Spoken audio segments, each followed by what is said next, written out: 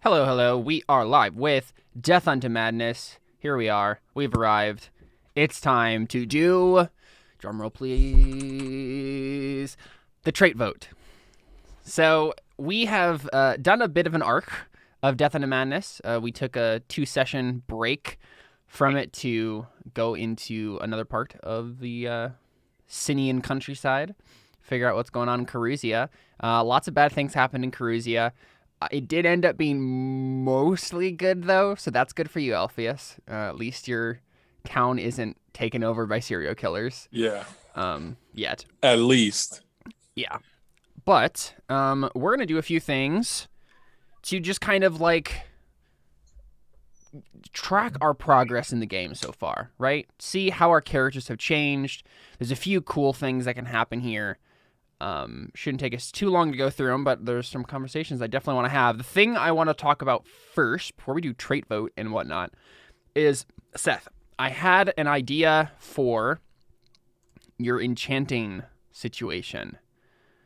So, right, we had Cyrillus get the skill demonology, right? And also, the enchanting skill. They're both at 1. And the more I thought about it, the more I was like, this is just going to be so bad. It's going to be really frustrating because it's going to be such a low skill. It's not going to be any stuff Cyrillus is good at whatsoever. And so I thought, you know what might be fun? What if, because of the whole situation that happened with the way you got inducted into the cult, what if we make the magic skill that you use to power your enchanting drinking? Yes. Right? What if we make your drinking now is a magical skill, right? And it is based on the whole situation that happened with drinking Ophelia's tea that she made for you, right? Mm-hmm. Now your ability to drink has been magically imbued with strength. So in twofold, right? When you use drinking in relation to your enchantment stuff, it can be used as that catalyst. So basically you'll be going to some sort of drunk, drugged state using this tea, but you're trying to control it, right? That's what the drinking skill is for. You're trying to get enough power from it, right, to be able to get into this mental state, but not lose control. Oh, crazy. So that you can use enchanting and stuff, right? Okay, that's fun. Yeah, I thought you might like that. But then it also will just be generally magical, I think. So when you just use drinking as a skill, it will automatically reroll 6s because it's magical. You've been magically imbued by demons to drink well. You down with that? Love that for me. Cool. Good stuff. Let's. I'm gonna mark that then. So you don't have demonology. Don't need it. Okay. So cool. you do have enchanting, right? And you'll still have to learn enchanting and get better at enchanting, but you can also use drinking to help you with that. There's ways that you can use it. I'll let you. Obviously, there are 2 types of enchanting. I don't know if you looked at this section at all. Did I even send you a link to that? I don't even know if I did. No. Okay. If you did, I didn't look at it. That's right. I'll send you a link. Again, you don't have to actually read through and understand it necessarily, but if you want to take a look at it, it's there for you to do so. But there are 2 types of enchanting. One is the quick imbuing of magic to an item, and it's relatively quick. It's just hey, I want to make this item magic quick. And that is the thing you use drinking for. So you would be going into this kind of drunk state and magically enchanting an item. It's called imbuing. But then there's a longer process which involves getting the blood or hair or something from a sentient being that has a particular trait, and you use that as a catalyst for the enchantment that you're casting on it. And it's this whole long process, but you can make more cool effects with that. For that second one, you can use drinking as a fork for it, but it doesn't use drinking in the same direct way as the other part of the enchanting does. And we'll talk about that when we actually get to enchanting in the game, but just so you're aware of the kind of situation that's going on with your magic cult drinking stuff. Awesome. Cool. So let's do this then. Let's do a trait vote. I'm gonna grab. Let's find where this is. Artha. I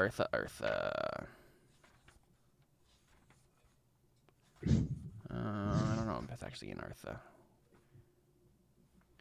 Where do I find the trait vote?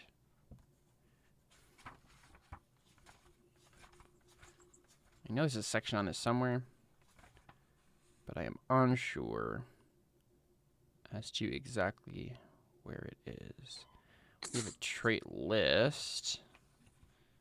Let's look over here.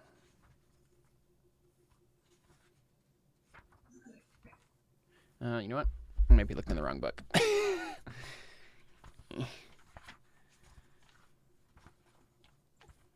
There we go, trait vote. Okay, trait votes are an often overlooked part of Burning Wheel's grand currency cycle. In a trait vote, the group provides feedback about the character play in the most recent arc of the campaign. The vote highlights the evocation of beliefs, instincts, and traits in the group's own self-perception. The process is both a capstone of the currency cycle and a safety valve for the system. We get final say over the characters after all is said and done. The basic mechanic of the trait vote is very simple, but the procedure is left rather vague. Let's see. Trait vote. So at the start of the vote, we review the period upon which we're voting. We try to recall a major event at the beginning of the eligibility period to mark it in our minds. Then we agree on how many traits we're eligible for in the vote. This usually takes one of three forms: one character trait, and one other trait, or two traits of any type. So obviously, we know that the beginning of this arc was the beginning of the campaign, and the arc has ended at the last session we played. So our characters are now in their current states. Ophelia is leading her cult. Cyrillus is joining the cult. Avra is currently investigating her father's madness and has eliminated Ophelia as a possibility for like why he's gone mad. There's something more supernatural or magical happening beyond the simple herbalism that Ophelia can bring to bear. Alpheus has betrayed the country, basically, and joined Titan, and I still have, as of yet, Titan is going to talk to you probably soon here and, give you the next step of the plan, and you guys will talk about that. But that's kind of where we are with these characters. So let's talk about this. Trait vote is, right, we're voting a trait off your character and then voting a trait on. Or we can do multiple. I'm kind of down with, let's just say, let's do two traits of any type, on and off, right? So that will be the cap. We can't do anything more than that. But basically what we'll do is we're going to go around and we're going to go to each character and then list their traits and then talk about what are two traits. You don't have to do this. You don't have to have actually two traits like leave. But if there are one or two traits that just don't describe your character and you want to get rid of, and then we all vote on it, whether or not, we agree that should be voted off, and we move on from there. And we can also add traits, one or two, to your character to signify that they have grown and changed and things have happened to them, right? Let's go ahead and just start with Alpheus, right? Let's go in our normal order here. All right. Alpheus, would you read off your trait list for us? I can. Yeah.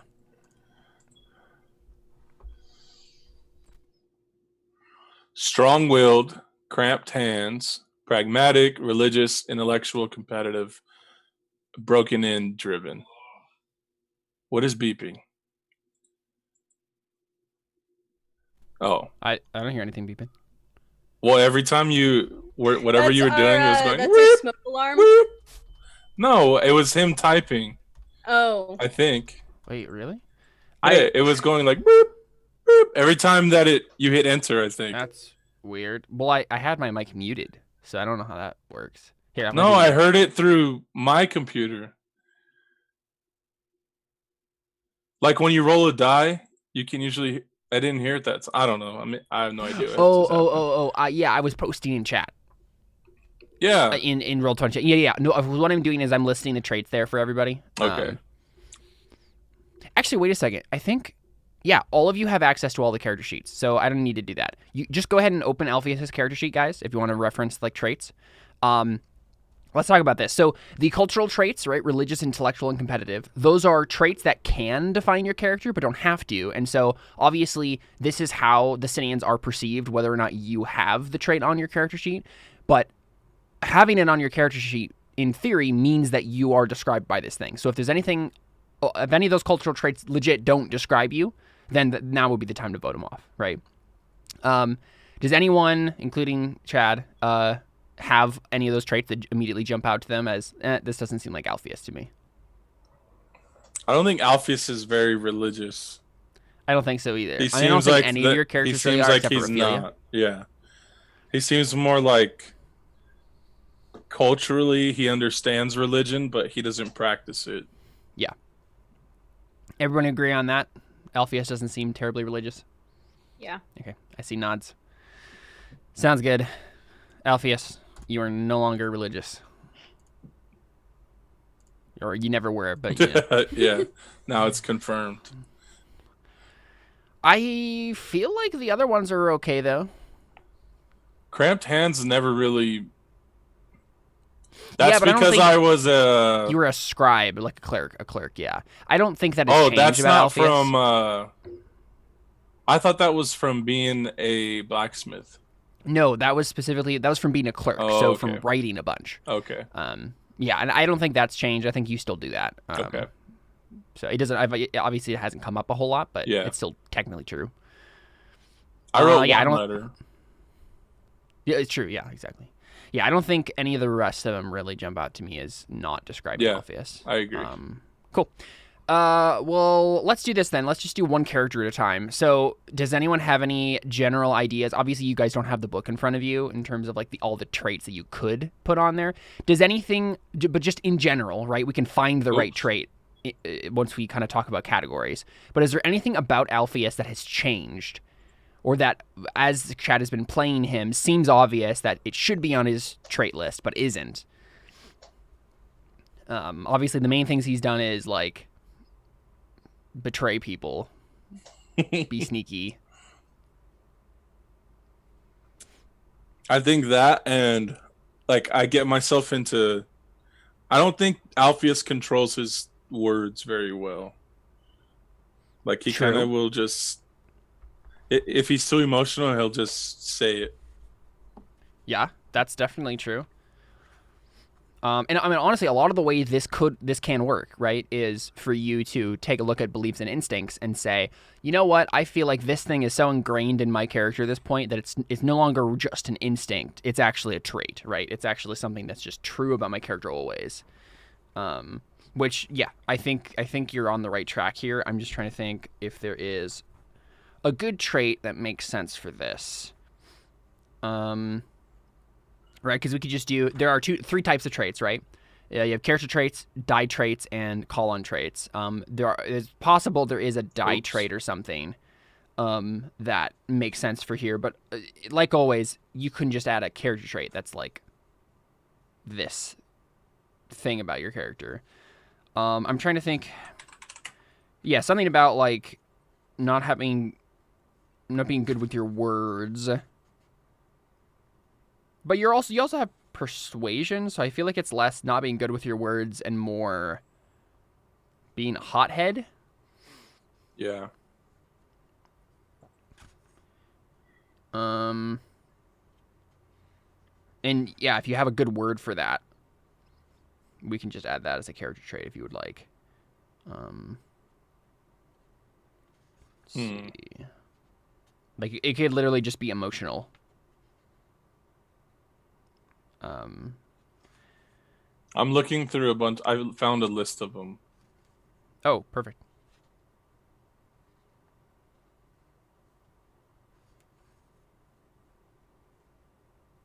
Oh, obstinate? I feel like that's Well, we already have strong-willed, though. Oh, yeah. Oh, that's true. Honestly, maybe strong-willed just already covers that? Already covers that, I feel. Yeah, maybe. So what was the other thing you mentioned? I have pragmatic, too. I know, but have you been pragmatic?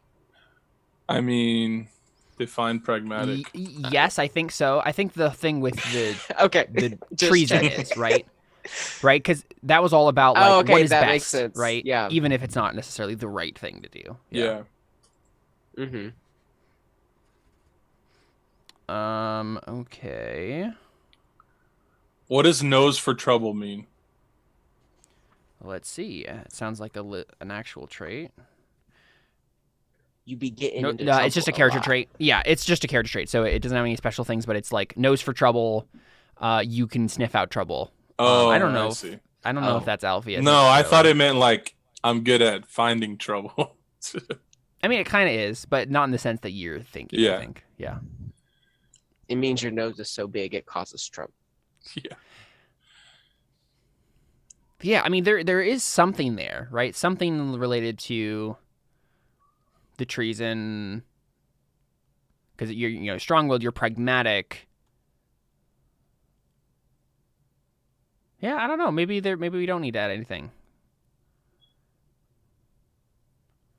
Maybe we have already summed up Alpheus's character right now. I mean, I've tried to play him like exactly like I made him. Yeah. I feel like I have. Yeah, and I think so. I didn't plan on like betraying so many people though. There's not a character trait called traitor. I don't think so. Mark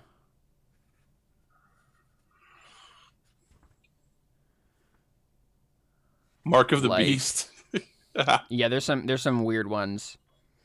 Love of the horse. A little fat. That's a trait. A little crazy. Yep. Yeah, there's some fun ones. Yeah, I don't know if there is anything impulsive. Else here. He's kind of impulsive.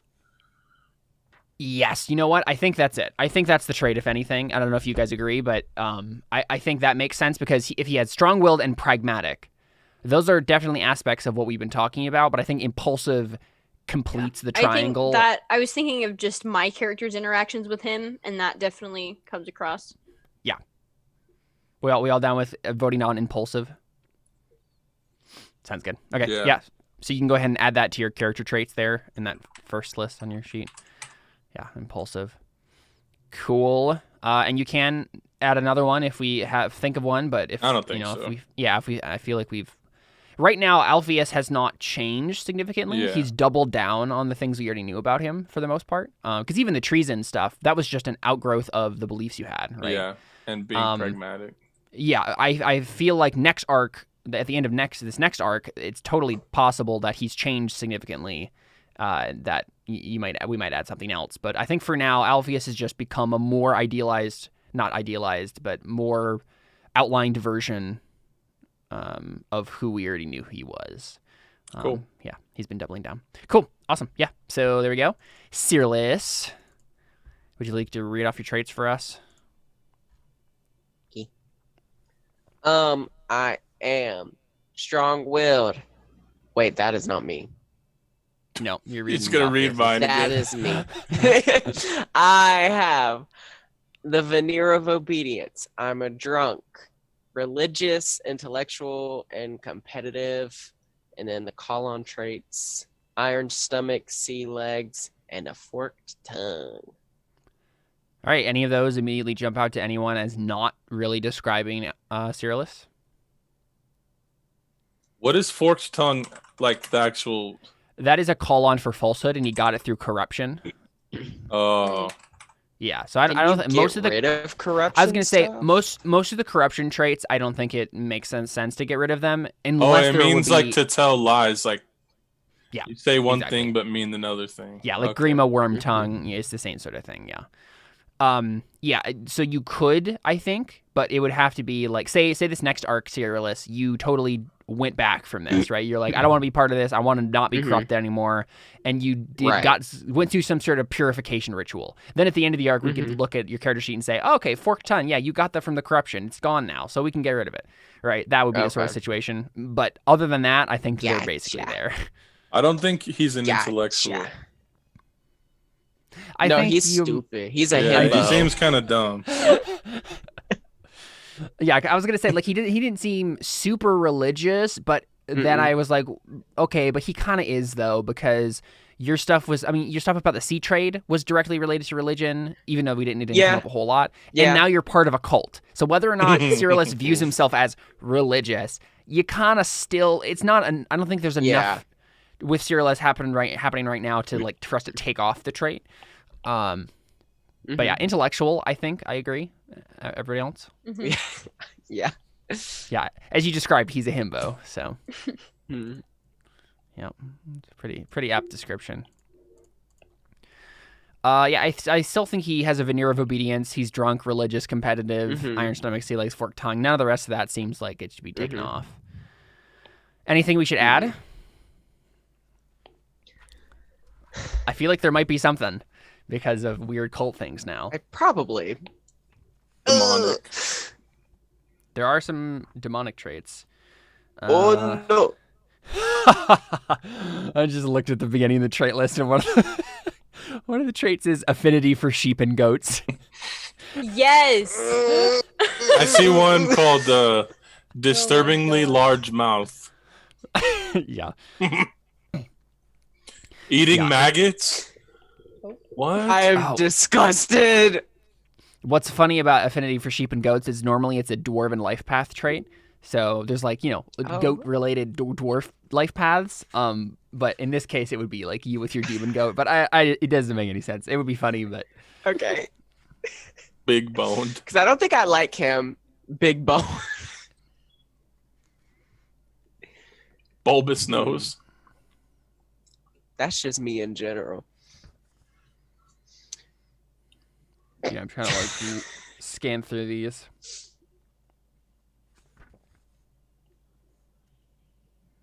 Maybe I should look at them too. Yeah, if you want to. That would make sense. What Yeah, are some like important things your character has done that stand out to you? Besides getting drunk. Right. You got flogged. I did get flogged. You ran away from the city guard or the royal guard. You joined a cult.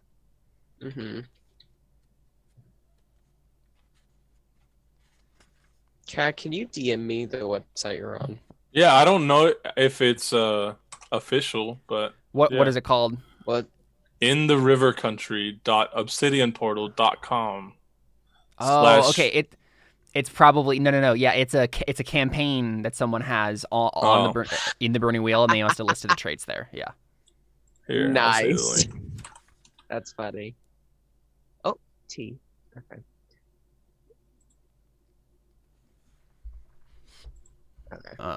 Yeah, I'm gonna see if I can actually find a Burning I don't Wheel think this gold trait list really went anywhere because it's from 2011. Oh. 4 people. The river dried up. Okay. I was abused.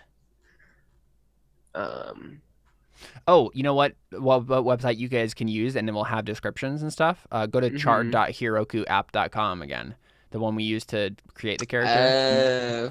And basically just add one life path, doesn't matter what life path, and then you can scroll down and look at you can click the search traits button, and it will show all of the traits. Just make sure you uncheck can't afford in that box that opens up, and then you can literally click on a trait, and then if it has a description, it will show up there. So that will be helpful, I think. But yeah, I mean, the stuff I'm looking for is like something related to your demon thing. I don't know if you have. Well, you know what? Let's look at this. Because obviously there's the possessed trait, but I don't know if you have that exactly. Because if I remember correctly, it's a little bit more intense. This special trait may only be chosen after consultation with the GM and other players. If it is taken, the character is possessed by a demon, spirit, or seraph. Choose one appropriate trait to be made manifest to the human vessel. Yeah, like an angel. We getting possessed by angels. Wait, didn't we talk about Joan of getting this Arc? trait? What? I feel like we might have. Wait, what trait was it? Possessed? Possessed. Because it... Naked hatred? Yeah, you hate naked people. You know what? I think you probably do have possessed, actually. Oh, okay. Because the way it's worded, right, is we can. Then you'll basically get another cool trait based on your goat demon. But it says once the nature of the possession is determined, the player and the GM need to devise a separate set of beliefs and instincts for the possessing spirit. When these come into conflict with the character's own bits, a versus will test must be made, the spirit against the character. Well, you know what? You don't actually need to get this one. It's up to you, Cyrillus. I think we have framed this in such a way that what's her face? Althea and Perrin are definitely possessed, but maybe not Cyrillus. Because I don't think Ophelia is. Okay. Right? Like, even on the trait vote, I don't think we're going to add possessed to Ophelia's trait And I'm list. I'm not exactly like in an control. equal, but I'm more of an equal. Yeah, you're in control of the her. situation. Mm-hmm. Yeah. So, yeah, I don't think you'll get that one. But there might be something else here that makes sense. Ugly. No. Skin of an apple. I don't know what that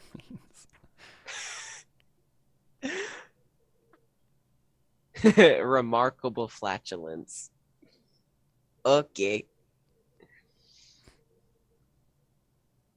I feel like a trait I might suggest, and again, we all have to agree on this, so who knows if you guys want this to be a thing. We could give you the unlucky trait. Honestly, sounds correct. Right? Because it's not necessarily that you want it on your sheet, but like it sounds like that's what Cyrillus is. Like if any of these characters were unlucky, it would be Cyrillus. Yeah, I agree. Right. And so just to describe it to you, it says the unlucky character has a hard life. Whenever the player makes an arbitrary decision about something in the game, it's always wrong. If, for example, the character comes to a fork in the road and the player just shrugs, I don't know, I go left, it's the wrong direction. Doesn't matter what the truth is, that's his luck. But it also says unlucky may be bought off in game. If the player utterly succeeds at a test at a crucial moment, all successes, glowing results, victory, etc., the player may opt to turn the success into a dismal, catastrophic, and hopefully hilarious failure. Doing so immediately earns the player a fate point and a persona point. Wow. Unlucky is then removed from his trait list. I feel like that might be fun. I feel like I need that. Okay. Like that's Everybody agree with that? Everybody down with unlucky? Yeah. Cool. All right, yeah, go ahead and add it to your die trait list there, Cyrillus. Okay. Yeah, unlucky. Is there anything else that we're thinking might make sense? Does he get Speaker of the Secret Language? I feel like he might. Because that's how you talk to your animal, right? Oh. Yeah. Yeah, does that make sense to everybody? He gets access to the weird demon language. Mm-hmm. Yeah. Because I wanted at least one trait to kind of give us a little bit more information about Cyrillus's connection with the demon stuff, and I think that makes sense. That's a character trait then, Cyrillus. So, Speaker of the Secret Language. Okay. Cool. All right, let's do Ophelia then. Wait, so for my unlucky, is it It's a die life trait. path? It is a... What are the die options? trait. Oh, yeah, it's in the die trait. Regular traits. Yeah. Put it in the die traits, and then there are like specifications you can make. I feel like earned is the one. Yeah, earned. Okay. And then I'm gonna put Speaker of the Secret Language there too. In the character traits. Oh, okay. Cool. All right, Ophelia, would you list off your long list of traits? Sure. Let's see. I have Speaker of the Secret Language, Cruel, Lunatic, Loner, Religious, Intellectual, Competitive, Faith in Dead Gods, Mark of Privilege, Zealot, Lame, Enlarged, Venom Sacs, that's a fun one, and Forked Tongue. I don't think you're voting off any of these traits. I think the only one would be competitive, because I think the only time I've ever really done that was with Searless, and it was to play with him, not because I wanted to do a competition. That's the only one that doesn't really fit. But I don't like. I think in the same way that Cyrillus isn't voting religious off, I feel like Ophelia isn't voting competitive off because it's not like it doesn't describe you, right? Yeah. It doesn't. It doesn't necessarily. But it's not antithetical to who you are. Right. And I feel like we maybe need to see more from Ophelia to determine whether or not she truly is competitive or not. Yeah. Right. Yeah. If that makes sense to everybody. Mm-hmm. Yeah. Yeah, I mean the rest of those they all very much describe Ophelia. She's a complicated individual. So, and in another way, not complicated at all. Anything bad and demonic, that's me. Yeah, exactly. Does anyone have any ideas then for a trait that might go on Ophelia's list based on how she's acted so far? I feel like maybe something along the lines of like leadership, something or other, like being in charge. That might be something that's not on here. I was gonna say crazy. Oh, well, she has lunatic. So. Oh, good. What were you saying, Maria? I feel like there's a sort of like motherly aspect. Yeah. The way that I treat Avra and the way that I treat my little peoples. Yeah. I don't know if that's something that can be put on there. Yeah, I mean, technically, any descriptor can be made a character trait, even if it's not on the list. But I have a feeling there is maternal. One. Maternal, yeah. That's I thought there was one. Yeah, I feel like that's probably a good trait for Ophelia to have. Yeah. Because that can get you into trouble too, right? Everybody down with that one being added to her sheet? Mm-hmm. Well, no, I think it's not maternal. I think it's matriarchal. Ah, yes. Right? That describes a little bit more. That describes the authority thing and the mother instinct that she has. Yeah. Right? She's not just a mother. She's the mother who's in charge. Yeah, that's fair. Yeah, so you can go ahead and add matriarchal to your character trait list. So right below competitive. Any other ones we can think of to add to Ophelia? I feel like there might be fun ones in the other book that might make sense. Because obviously you're getting a bunch of traits from corruption and stuff. Yeah. Already, but...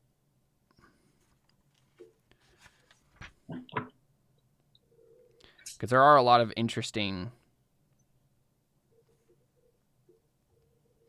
something to keep in mind, something to just mention, I guess, to you, Maria, is so Zoe has the trait Second Sight, which is a special magical sight that she can use to pierce the soul and find out cool things about people.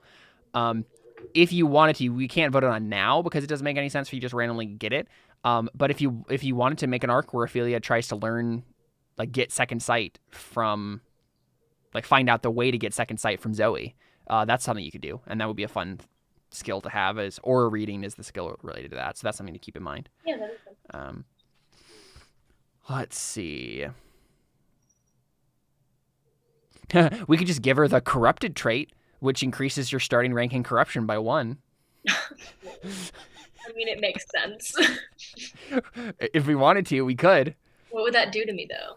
It would just make your corruption increase by 1, and then we'd roll on another trait for Might it. as well. Do you guys, are you down with that, guys? It's a vote thing, so everybody has to agree, or not everybody, but majority. I feel like that makes sense, though. I feel like Ophelia is just continuing to become more and more corrupted, and it would be fun to have, legit corrupted as a trait on her sheet that could give her things. Okay, cool. Add that into die traits, then, Ophelia. Corrupted. And then I need to go to the corruption table and have you roll.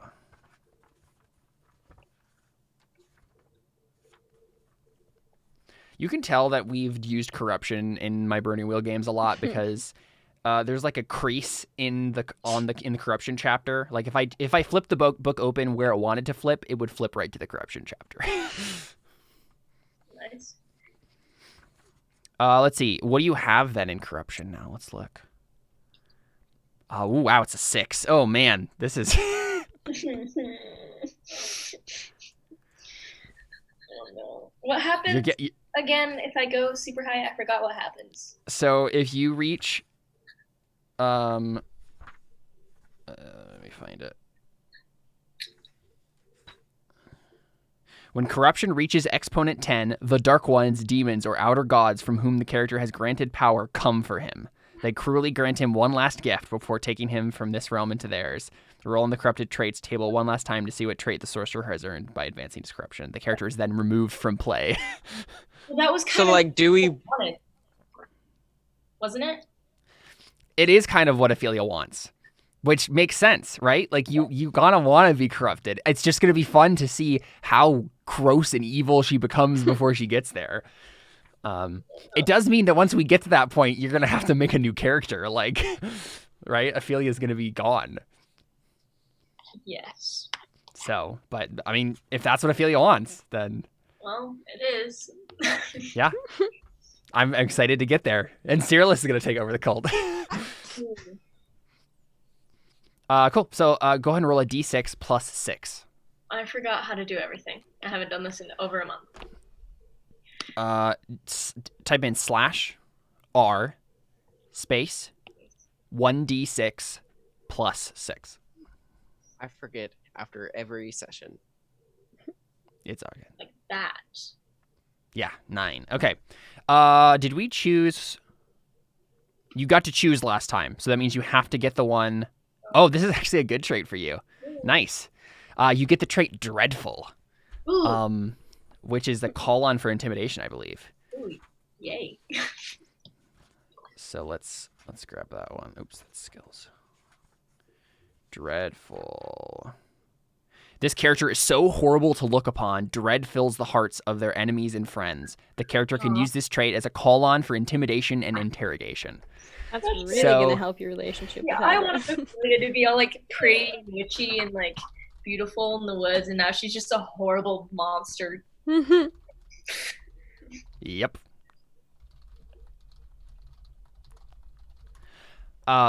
Yeah, so we'll go ahead and add that to your list too in call on traits. I'll go ahead and do that for you. Dreadful, intimidation, and interrogation. Do you even have either of those skills? I don't feel like you do. No. Okay. I mean that's good though, because if you ever have to roll them untrained, you'll get to like use it as a call on to re-roll all your failed dice. So that could help you succeed on it even if it's untrained. So yeah, so Ophelia, you are very dreadful to look upon. What does that actually manifest as? Like, is it just like an ephemeral kind of feeling that people get?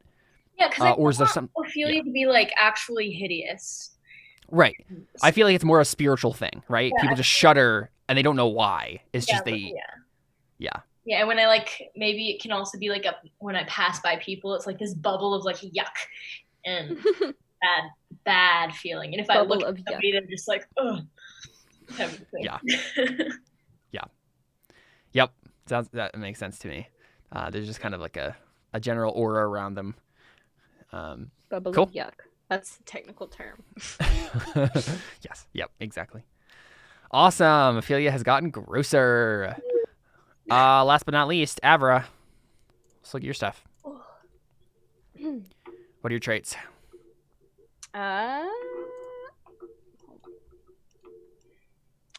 Your Grace, boaster, formalist, religious, intellectual, competitive, and Brady talking market privilege. Dion truths. I feel like there might be several that we could vote off. I feel like boaster isn't really fitting. Yeah, everyone agree on that one? Yeah. Cool. Yeah, we can. I feel like competitive really isn't either. I don't think you're competitive, yeah. Um, Like, you're not intellectual, and you're not religious, but I feel like you might be not competitive. yeah. Like, distinctly not competitive. Well, no, wait a second. I don't know if that's true. You literally do Falcon stuff. That's fair. Yeah, she's Hey, competitive yeah. in that realm. Yeah. Yeah, I feel like we have to keep that on. I don't know. What? Anyone else have a suggestion here for the second one to take off? You don't have to, but What is the actual definition of formalist in this sense? formalist, I believe. Let's look at the dictionary definition. Sometimes they mean something different. Yeah. A person who adheres excessively to prescribed forms. So That's probably not. to the strict formalist, the law is the law. Yeah, that might not be true. Well, if we're talking about law, maybe. I don't know. I mean, let's look at these traits, because you're not taking off your grace, competitive, birdie talk, or market privilege. But those other three, formalist, religious, and intellectual, I feel like they all have around the same amount of could, but maybe not. Yeah. Which one of those seems like the least like Avra to everyone? Maybe intellectual? Because she always goes to other people for That's specifically intellectual things. Yeah. Okay. Yeah, that makes sense to me. Everybody fine with that? Cool. All right, let's get rid of that. So do we have ideas for traits to add to Avra?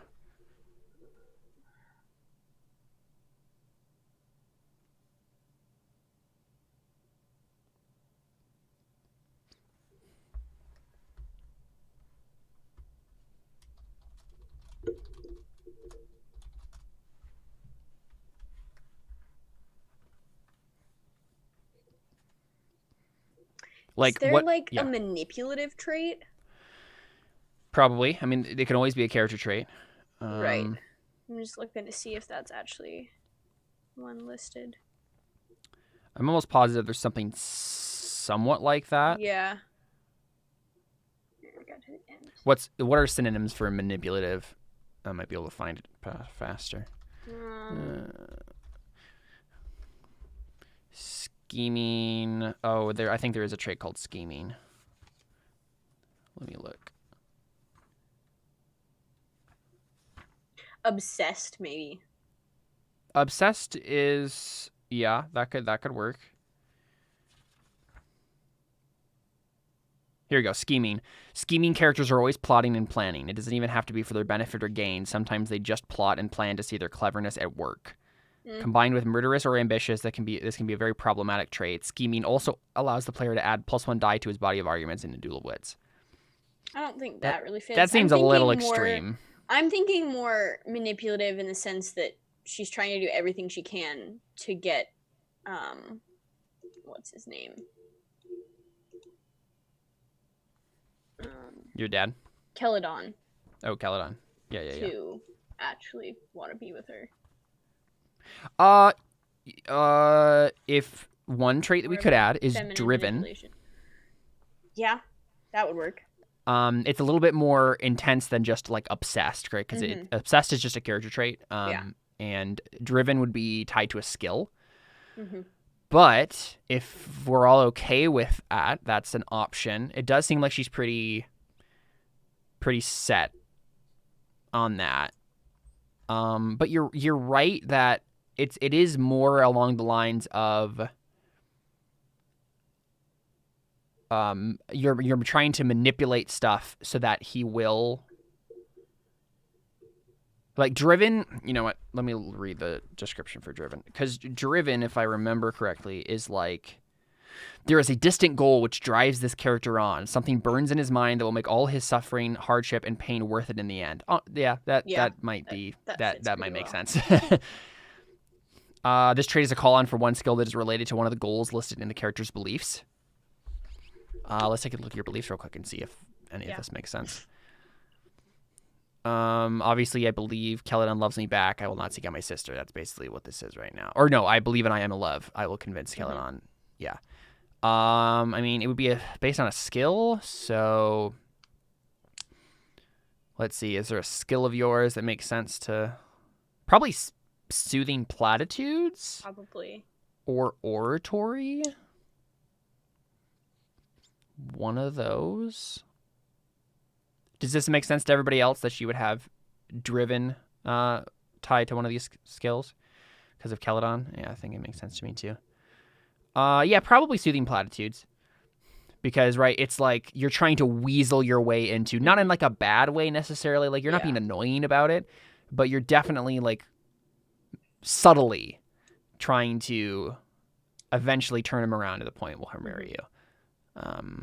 Okay, sounds good. So let's add driven to your sheet and call on traits and with soothing platitudes. Cool.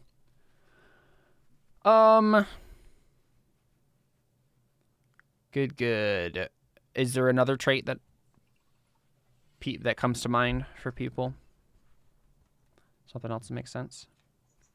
Doesn't have to be 2, but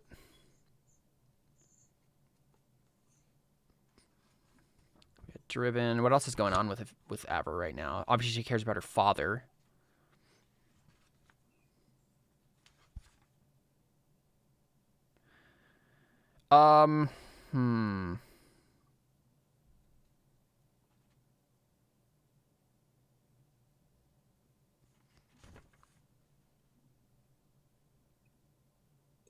Maybe wary is a character trait, because she's just very, like she's looking into what's happening to her father, but she's also like terrified to even go to him and talk to him. Right. I don't know if there would be a better trait for that. I just noticed that. Yeah.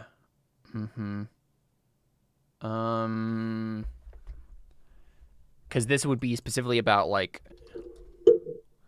being. I'm looking at like careful, cautious.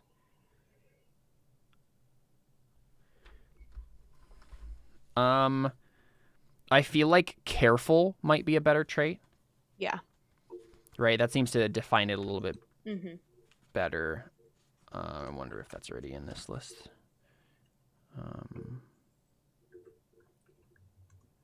It is not, but we can add it as a call-on trait.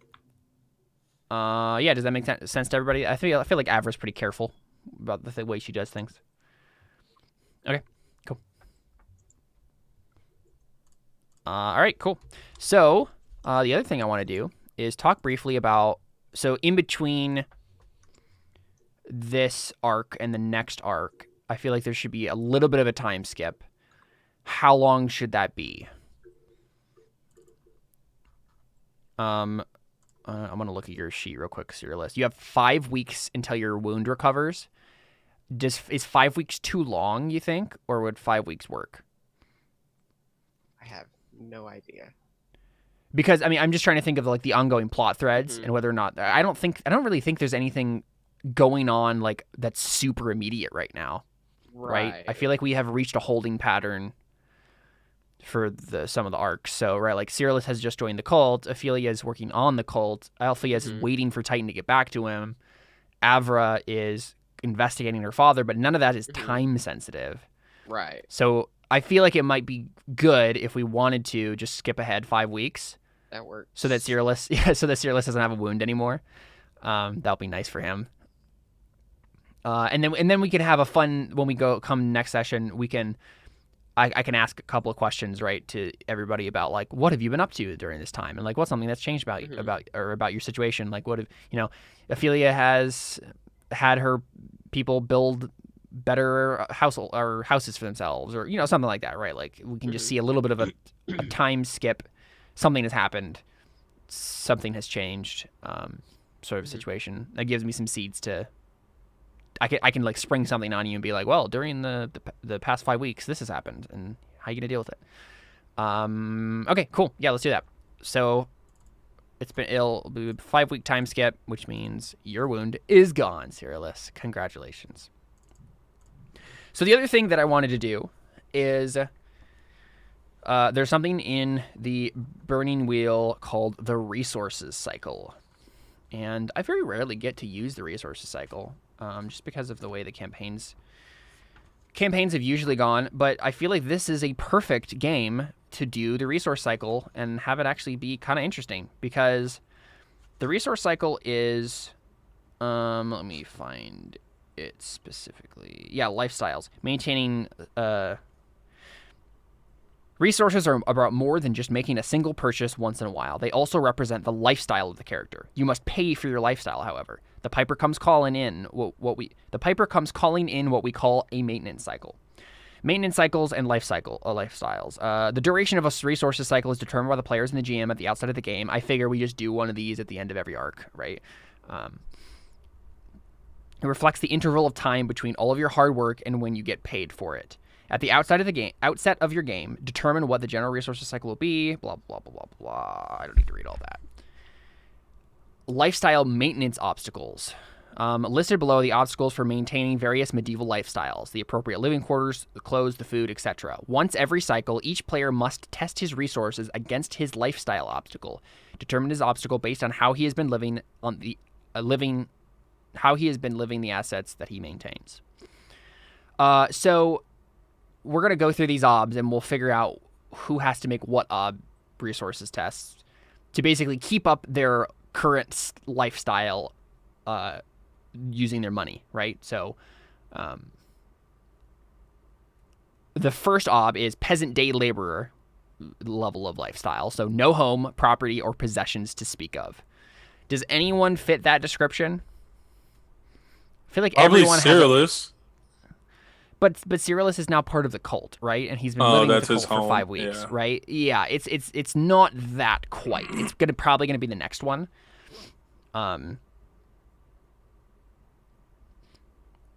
The next one is working poor, small family, a rented cottage, poor knight or adventurer, you and your horse on the road. That seems like the lifestyle that Ophelia and Cyrillus are living right now. They're kind of like in a shack in the woods, but they still have expenses and things, right? And so let's take a look at your stuff and see how easily or not you could pull this off. Yeah, as I suspected, I don't think... Yeah, you both have a resources of 0. Which means we got to talk quick about what kind of stuff would you be doing? This is, I guess, mainly a question for Ophelia, to keep up the lifestyle of your cult, right? How do you feed people? We hunting? Is it literally just like... But, I mean, none of you have any skills for that. But I have demons. That's true. Do you want... Okay, you know what, Ophelia, you know what you could do? You could make a faith in dead gods roll to just have them miraculously provide food for you guys. And if that doesn't work, isn't I've forgotten the names of everybody, but the boy that I took in, isn't he Perrin. a farmer? Just true. Yeah, Perrin is a farmer. Yeah. Help with that in case this fails. Yeah. Okay. But yeah, let's have you make that roll, because that's what I feel like you would be doing. You would just basically asking the gods to just supernaturally provide for your cult. Yeah. Okay. Cool.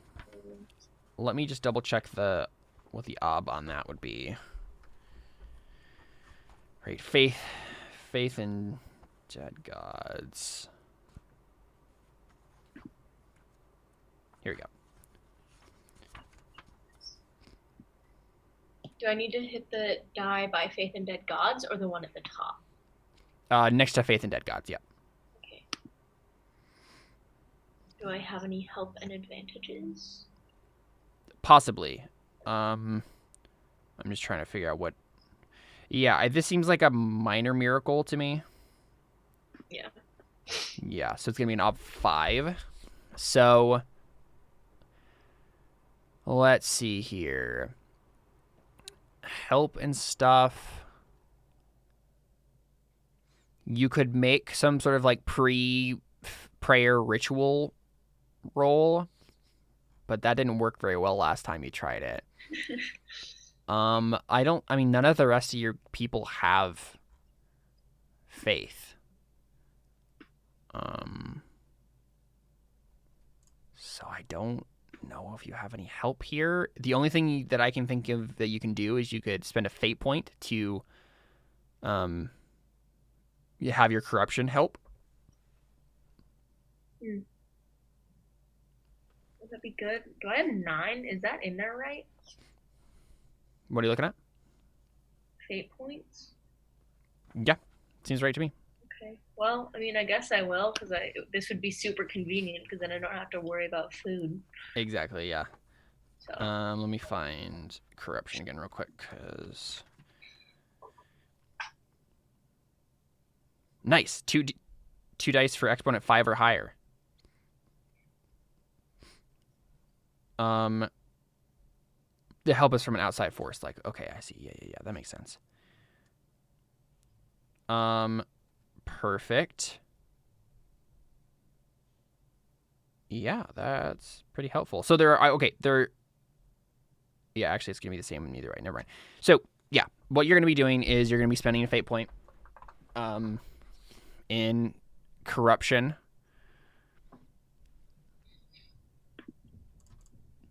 and then I believe that counts as, yeah, it's a test as if it's the same obstacle. So that's a difficult. So you mark a difficult was marked on your corruption because of this. But yes, you basically get to add in 2 help dice for Faith in Dead Gods. And yeah, your ob is 5. And then no Artha or anything. That's actually, yeah, you have 2 persona. You could spend a persona on this if you wanted to as well. Oh. I mean, I guess so. Yeah, spend one of them.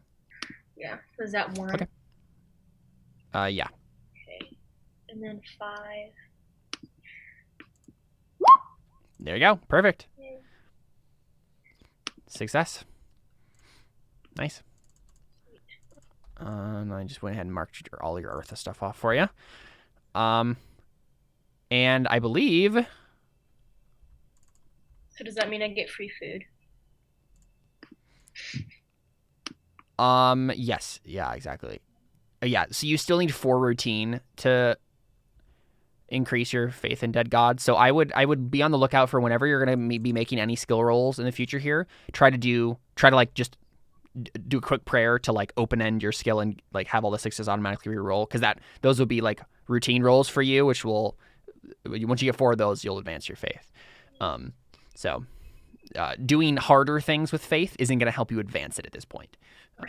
So just something to keep in mind. Yeah, so I think, if you're praying to the god of the animals, right? Yeah. I feel like would probably... yeah, I was going to say, I feel like what happens is animals just wander into your camp to be butchered, right? Like, they're just ready to be your feast. That's horrific. Yeah. Sweet. So, yeah, I mean, I feel like that just means you automatically, both you and Cyrillus automatically pass your resources, lifestyle, maintenance obstacle, because you're being provided for by the gods. Cool. Sounds good. Alpheus and Avra, you guys are in a little bit of a different situation with your guys' stuff.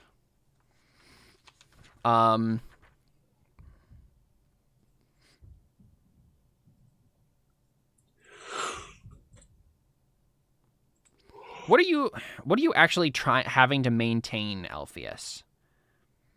I mean, I'm sure I must be paying to live somewhere, right? I think we said you're staying with Malekith. But also, this resource test does determine, because the bad things that can happen if you fail the test are like various like property and stuff that you own like gets run down and some bad stuff happens to it. So like my business could have been destroyed in the battle with. Totally true. Yeah, for sure. Yeah. Basically, so this role isn't just you are living in the city. This is all of your assets, like how well you're maintaining them. Okay. As a town representative. So I believe this is probably a OB 3 test for you. Let's look at your resources. I'm on the wrong person. You have a 2 in resources. So there's a couple of ways you can get help on this, right?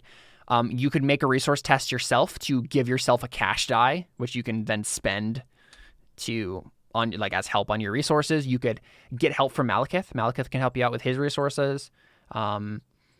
You could have gotten a job. Oh, in those 5 weeks? Yeah. You could be doing something to pay the bills. I don't get paid for being a politician? I mean, you know what? You probably do, but let's do this then, because you have to like actually do your job if that's what you get paid to do. So let's make a roll one way or another to basically say in the last 5 weeks you've been doing your job, you've been politicking, right? Okay. Where should I be? What screen? I took you to it. The stats and skills. Yeah. I feel like bureaucracy is probably the skill you're using. Right? That's like you doing your job. Yeah. So I feel like you can fork in contract-wise, etiquette, persuasion, rule of law, and town-wise to that. 5. Right? That seems like it all kind of comes into play. So Artha 0. Base ob. Yeah, let me double check that. I need to check the bureaucracy obstacles. It was easier when I just had to stab people. Right, I know. As that other character. Mm-hmm. I mean, what are you exactly doing here, Alpheus? Are you, I guess my main question is, are you doing the base stuff? Are you trying to be a self-starter here? Are you trying to get a raise? Or are you just doing your job and clocking in and clocking out? Well, I don't know what I don't know. It would depend on what Titan, like what our plan is. Like, do I want to lay low or do I want to try to do I want to get a more prominent position? I feel like you wanted to get a prominent position when you could have been the guy who turned in Yeah, that's true. That kind of backfired.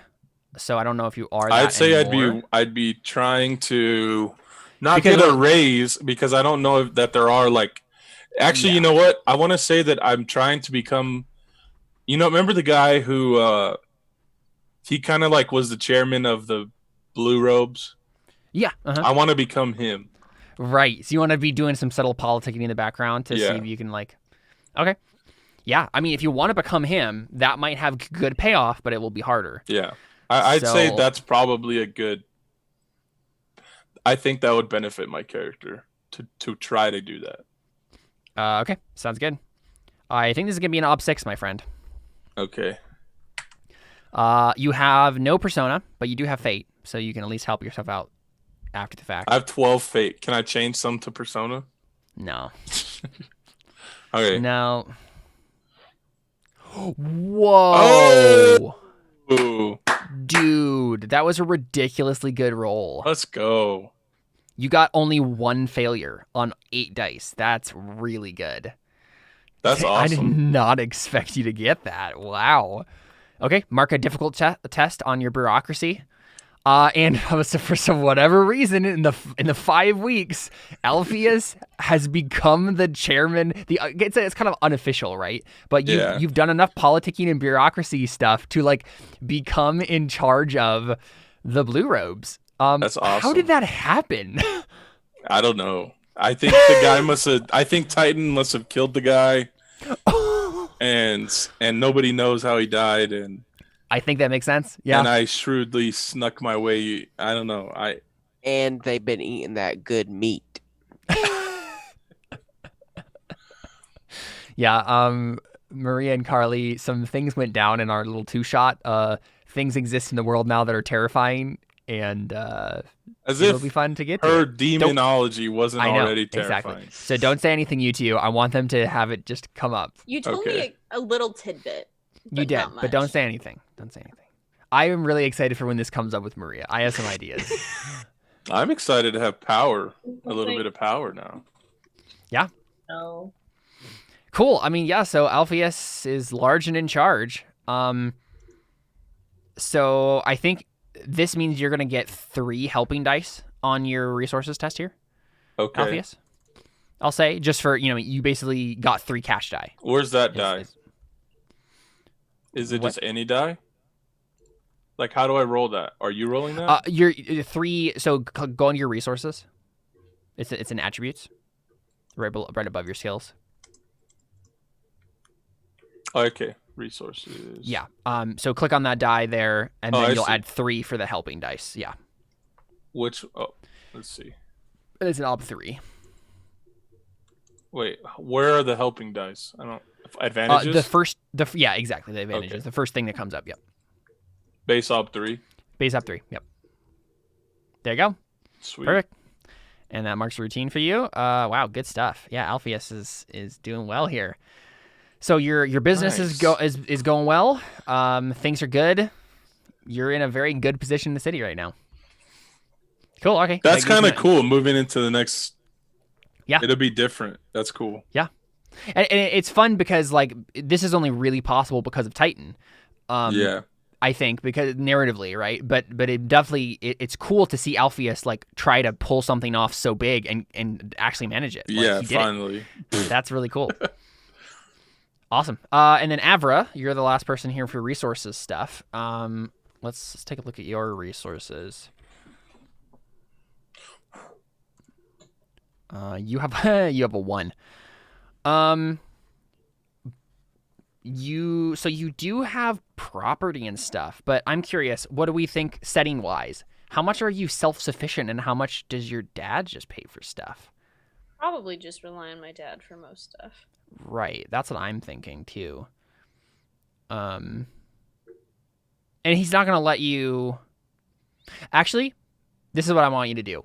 I think I'm going to have you make a roll here. I think because we did mention that he's not. He's starting to like get you mixed up with Ophelia right now, right? So I think there comes a moment where like you realize that like funds have not been.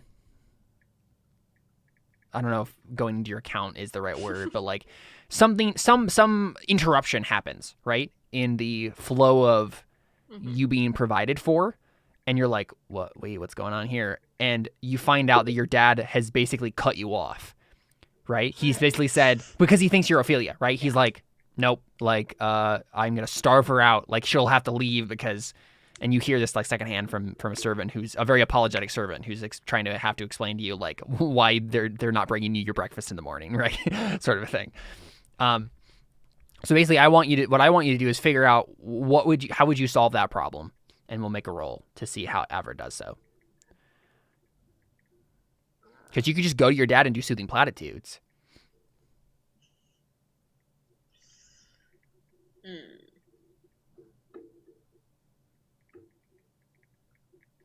know.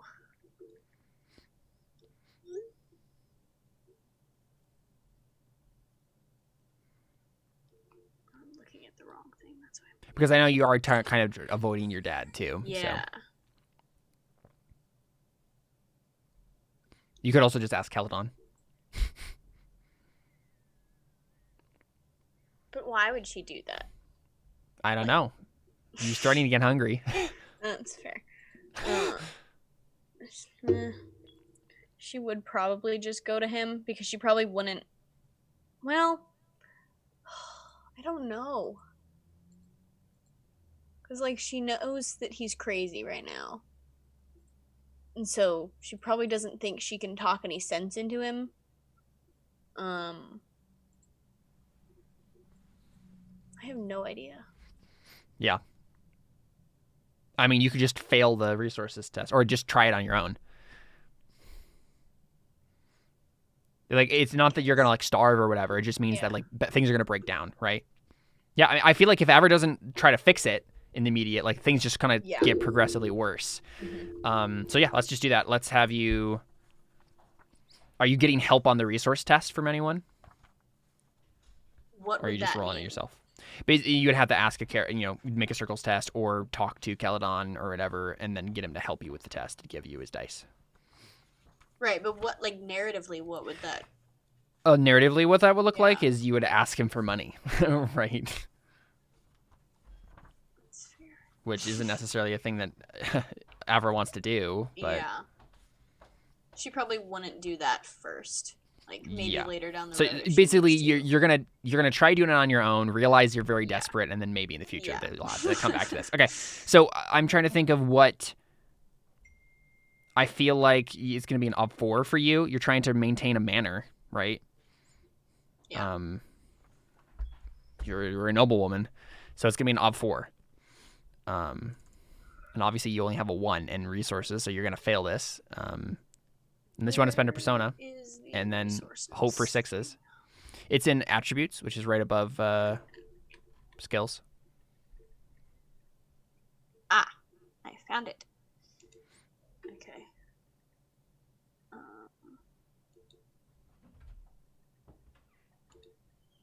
So on 4. Yikes. Well, it is a 6. You can spend a fate Oh, and hope you get 2 6s in a row and then a success. I have 3 fate. Sure. Okay, roll the fate. Do the fate button at the top, and put in 3 remaining obstacle and 1 die. Dang it. Well, you at least got 1 success. Well, you actually rolled another 6, but you just rolled a 1 afterwards. Wow, that's actually well, cool. So yeah, you fail. And resources test, you only succeed, or you only get a test for resources on a success. What this means to actually like fail a maintenance obstacle is, let's see.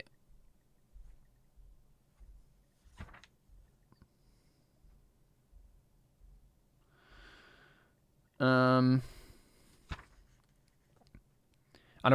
see. It was a challenging test.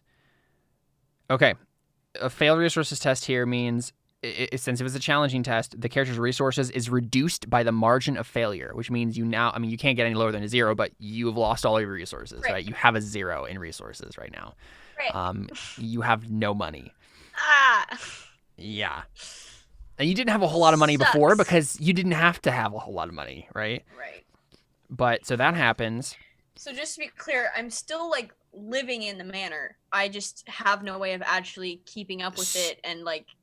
So there are a couple of options here. I think the one that I'm gonna offer you is let's say you survive. Like obviously you don't get kicked out of your house or whatever else, right? I don't think that happens. That doesn't necessarily make sense.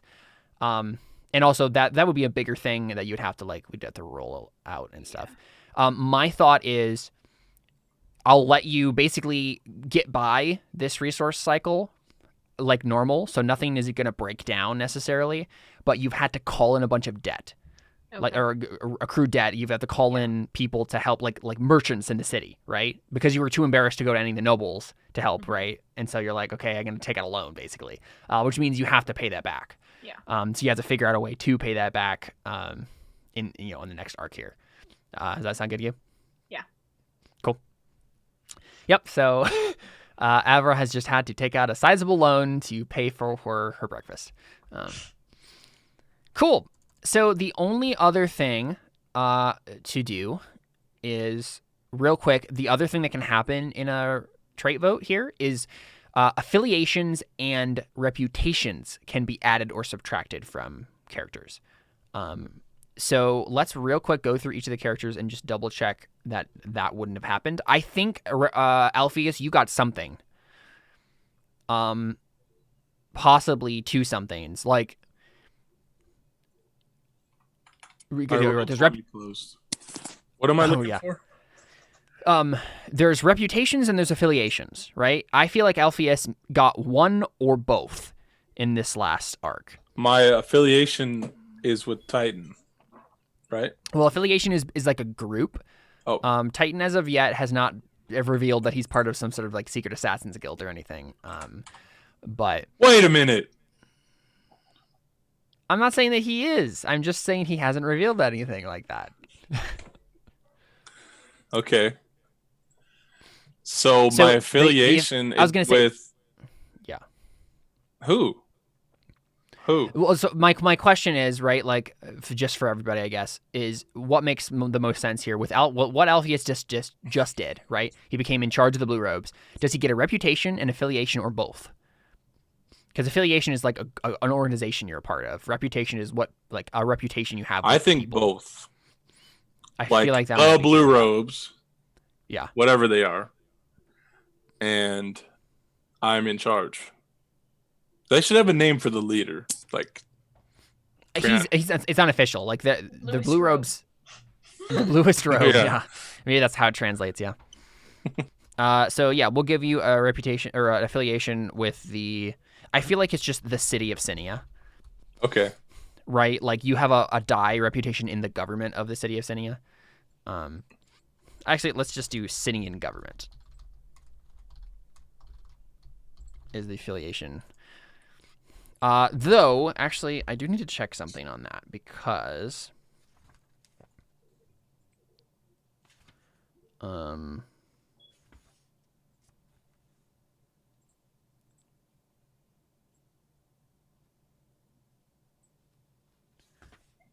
there's something here.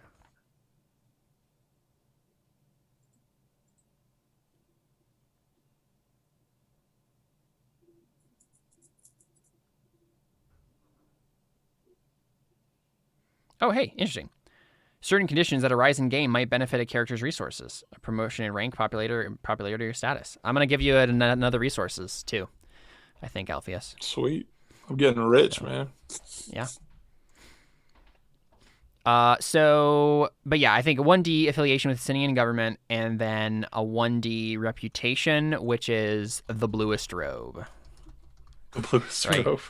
Yep. It's more or less what it means, yeah. Okay, cool. Everybody fine with that? Makes sense? Cool. Searless, did you get a reputation or affiliation? I feel like maybe we should make an affiliation for Ophelia's cult at this point, right? It's growing. I imagine, honestly, Ophelia, that in the 5 weeks that we're time skip, you have gained a few more minor members. That seems like what probably should happen here. And they can be just, we don't have to make them all characters, right? In the same sense, but I feel like your cult is slowly growing. In the time skip. So if everybody's fine with that, I think we'll give both Ophelia and Cyrillus that affiliation with the cult. What is it called? I have no idea. Does there need to be a name? I guess my question is there an official name for the cult? If not, we'll just make it like Cult of Dead Gods. The cult. The cult. TM. Yeah, I don't know. I don't. Yeah, no official name then. No. Also, this might be tangential, but Yeah. I remember that and I forgot the names of everyone, but the girl and the boy that I have, Althea and there Perrin. was some tension right there, right? Didn't he join because he liked her? Is there going to be drama with them in 5 weeks? Or are we just going to let that fester? I don't know. What would your approach to that situation be? Would you let them become a romantic item? I don't know, because it could be advantageous in some situations and then really not in others. Yeah. So I don't know. I haven't really thought about it. It was just kind of a. Yeah, I mean, let's talk about that next session then. That'll be one of the first things we talk about. So you get the affiliation with the Cult of Dead Gods. I don't feel like Cyrillus has a reputation. Yeah, reputation. The only thing I can think of is whether or not you got like an infamous reputation as like traitor to Sinia, which might be true. Yeah, that makes sense to everybody. Mm-hmm. And that kind of tells us that he still has to like get that taken care of, right? So traitor to the king. Cool. And then Ophelia, you have your cult of Dead Gods affiliation. Oh, you still have an affiliation with the nobility. Interesting. It never went away. This actually would be the point too, where we would look at affiliations that people already have and decide if they are gotten rid of. I honestly feel like you don't have nobility affiliation anymore. Like, just for the way you've played your character, you're literally in the woods. It doesn't seem like you've ever made any contact once again with the nobility. Except for Avra, but that doesn't count, right? Like, I don't feel like Ophelia has contacts in the nobility anymore.